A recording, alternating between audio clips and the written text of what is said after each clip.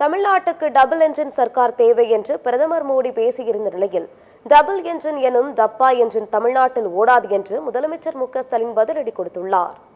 तमिलनाडु की जनता अब डीएमके और सीएमसी दोनों को उखाड़ फेंकने का मन बना चुकी है. यहां बीजेपी एनडीए की डबल इंजन सरकार बनना तय है. सीएमसी அரசாங்கம் என்று அழைக்கின்றார்கள் தெரியுமா? சிஎம்சி அரசாங்கம் என்றால் கரப்ஷன், மாஃபியா மற்றும் கிரைம், அதாவது ஊழல், குற்றவாளி குழுக்கள், குற்றங்கள் ஆகியவற்றை ஆதரிக்கும் அரசாங்கம்.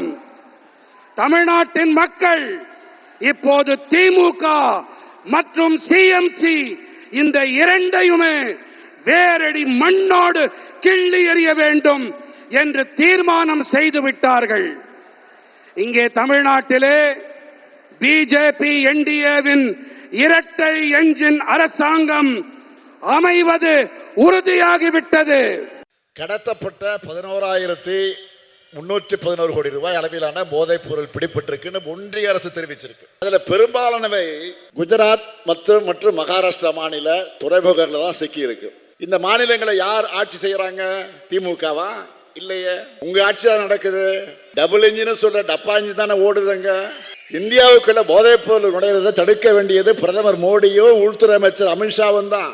இந்த ஸ்டாலின் இல்ல. மகாராஷ்டிராவில் போய் பேச வேண்டியதை மதுராந்தகத்தில் வந்து பேசிட்டு போறது நியாயமா? நீங்க எத்தனை முறை வந்தாலும், எத்தனை துரோகிகள், அடிமைகள், அரசிகள், கோமாளிகள், கொலைகள் துணைக்கு அழைச்சுக்கிட்டு வந்தாலும் உங்களால தமிழ்நாட்டை வீழ்த்த முடியாது. உறுதியோடு சொல்றேன்.